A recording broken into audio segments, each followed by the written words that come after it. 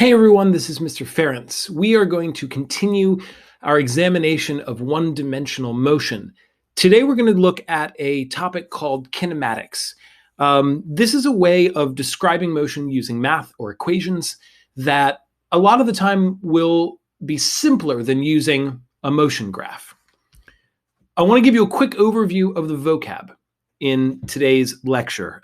Make sure once you've watched this video that you feel comfortable using and describing these terms. They have very specific meanings in physics, so be very, very careful. When we're looking at what we call linear motion or one-dimensional motion, we're really just looking at an object that is moving in a straight line. So either it's going to the left or to the right, either it's going up or down, and we'll look at more complex motion a little bit later, but for right now, we're just going in a straight line, so we call this one-dimensional.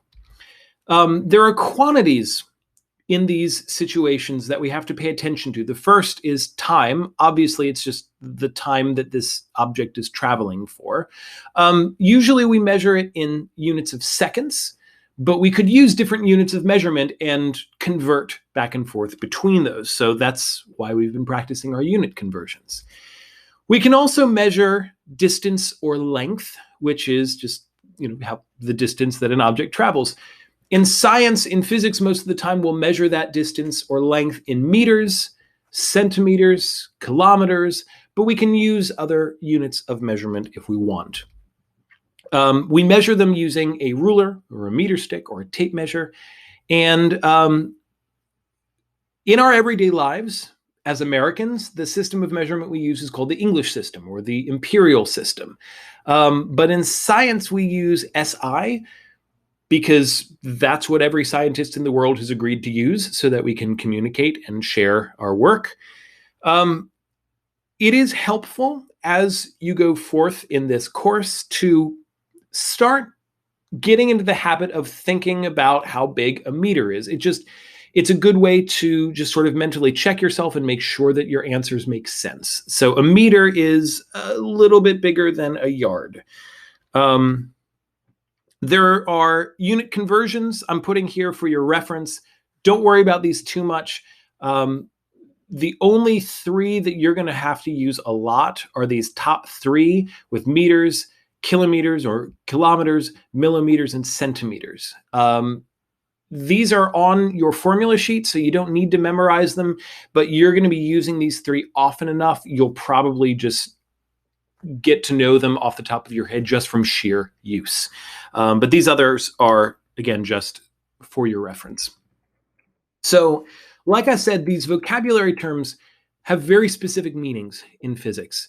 Speed and velocity are not the same thing. They are mostly the same thing, and we use them interchangeably in speech. I will probably use them more or less interchangeably, but just keep in mind, they're not the same thing. Velocity has this component of direction, as does acceleration. And we'll talk sort of more about why that is and how it works in a little bit. Speed is simply just how fast you're going. It's the distance that you travel divided by the time it takes you to get there. And that's it. So let's look at a very quick example. A swimmer's traveling a lap in a pool that's 50 meters long. So the actual distance that she's traveling is not 50 meters. It is actually 100 meters because she's traveling a lap. See? Pay attention. There are lots of little hidden details in these word problems. The variable we use for distance is x. So that's 100 meters. The time it takes for her to travel this is 20 seconds plus 25 seconds, so 45 seconds. We use the variable lowercase t for time. I put a little hook on mine, so I just know that it's not a plus sign. You don't have to, but you can if you want. To find her speed for this lap, it's just, like I said, it's distance divided by time, or x over t. That's 100 meters divided by 45 seconds, and that will give us 2.2, look at this, meters per second. That is the unit of speed and velocity. And that is why it is helpful to write your units in your equations, because it's a good way for you to just check that your answer is right and makes sense. So every quantity that we meet in this course will fall into one of two categories. It's either called a scalar or a vector. A scalar, like speed, has a magnitude. So it has a number, it has a unit of measurement, but there's no direction associated with it. If someone asks me how tall I am, I'm not going to say 6'1" north. I'm just going to say 6'1". The other category of these quantities called vectors have this directional component. This is really, really, really important. We can use compass directions like north and west. We can use relative directions like left, right, up, down.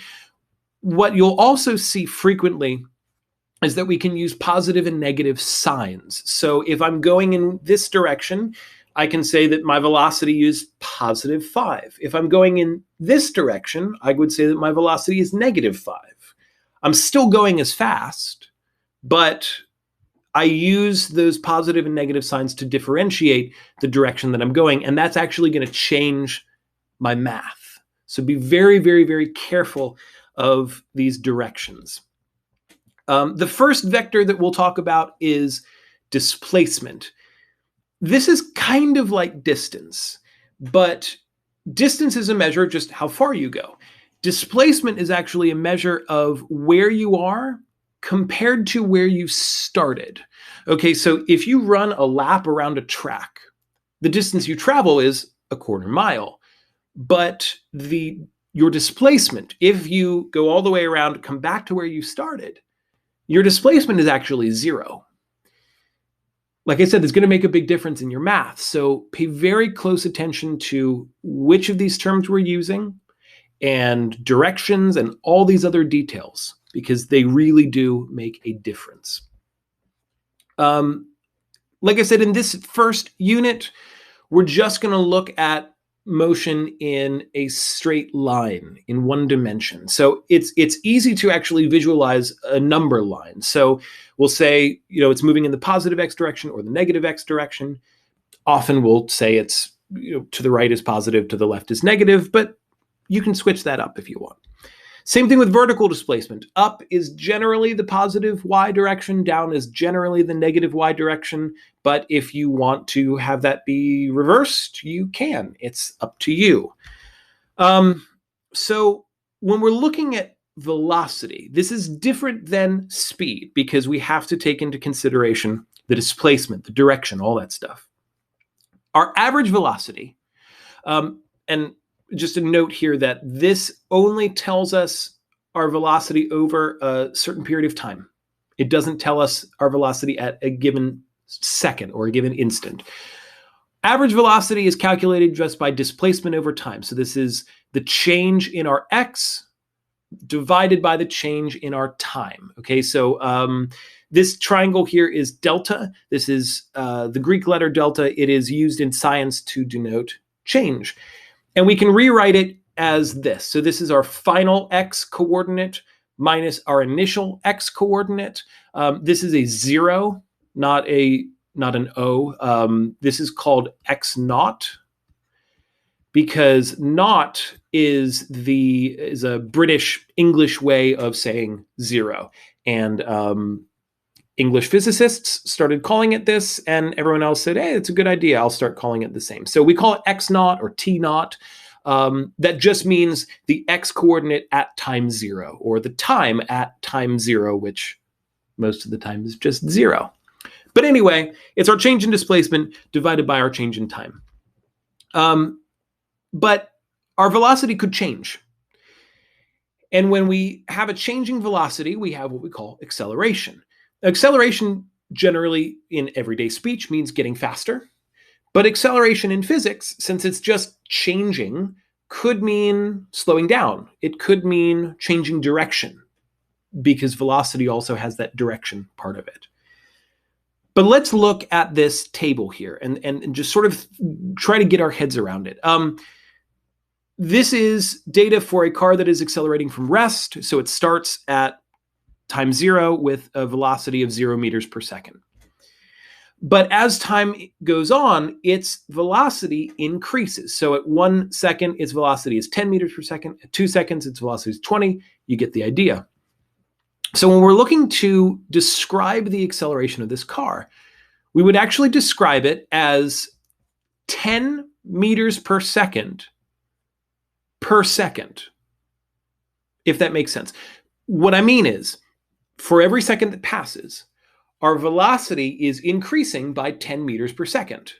So 10 meters per second is the actual acceleration of our car. That is the unit of measurement for acceleration. Saying that is kind of clumsy and awkward. So generally we'll say it as meters per second squared, and we'll write it the way that you see here. One thing to watch out for, that exponent does not mean that we are squaring the number. Nothing here is getting squared. It's just the unit of measurement, and it's just a sort of weird unit of measurement, and that's it. Meters per second squared. But often, making an equation using a formula will get us the same result a lot faster than if we make a data table every single time we are trying to do this. So this is the equation for acceleration. You'll notice that it looks very similar to the equation for average velocity. There's a similar relationship. So our acceleration is just the change in our velocity over the change in our time. So our final minus our initial velocity, our final minus our starting time. And this is useful if we know both of our velocities and the time period that we're accelerating for. But often, we may not know what our final velocity is. We may know our acceleration, and we're trying to figure out how fast are we going to end up going. So we can use the same equation and solve instead for v final. That will actually give us this equation in this box. So if you take this top equation, this is from the previous slide, you rearrange it to solve for vf, this is the equation that you'll get. You'll notice that the denominator simplified to just t. The reason for that is because, like I said, t naught, our time at t0, is generally 0. So that whole denominator, we can just reduce it to t for time. So it's just the time that we're accelerating for. So this equation here is one of what we'll call the kinematics equations. There are 4 of them, and you will want to write them all down. These will be your best friend for about the next month, and maybe even past that, depending on when we get to dynamics. These are the 4 kinematics equations. I've put boxes around them. You definitely want to write these down, have them on an index card, have them highlighted, starred. We are going to use these equations every single day. And so you want to be able to refer to them frequently. So they're written down, and for your benefit, over here, I added the variables that do not appear in each of these equations. So for example, so in this top equation that we've already talked about, the variable x with distance doesn't show up at all. The reason I'm doing this is to help you figure out which equations are going to be good to use in a situation, depending on the information we know and what we're trying to find out, but we'll get there. So write down these equations, make sure you feel comfortable with the vocab, and we will practice solving some physics problems with these equations the next time we see each other in class. Take care of yourself, and I will talk to you soon.